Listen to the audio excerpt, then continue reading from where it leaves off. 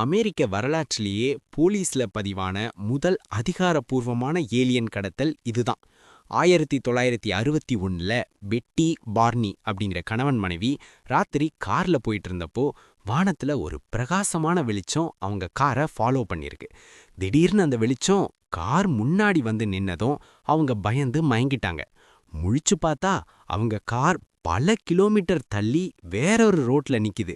நடுவுல நடந்த 2 மணி நேர ஞாபகமும் அவங்க மூளையில சுத்தமா இல்ல. Missing time. அட ஆமாங்க. சைக்கியாட்ரிஸ்ட் அவங்களுக்கு ஹிப்னாட்டிசம் பண்ணி பார்த்தப்போ 2 பேரும் ஒரே கதைய சொன்னாங்க. மண்டையில முடி இல்லாம பெரிய கருப்பு கண்ணோட இருந்த ஏலியன்ஸ் தங்கள ஸ்பேஸ் ஷிப்புக்குள்ள தூக்கிட்டு போய் டெஸ்ட் பண்ணதா சொன்னாங்க. இதுல உச்சகட்ட ஷாக் என்னன்னா, பெட்டி அந்த ஏலியன்ஸோட நட்சத்திர கூட்டத்தை பேப்பர்ல வரைஞ்சு காட்டினாங்க. ஆனா அப்படி ஒரு நட்சத்திர கூட்டம் இருக்கிறதையே சயின்டிஸ்டுகள் பல வருஷத்துக்கு அப்புறம் தான் ஜெட்டா ரெட்டிகுலி டெலஸ்கோப்பை வச்சு கண்டுபிடிச்சாங்க.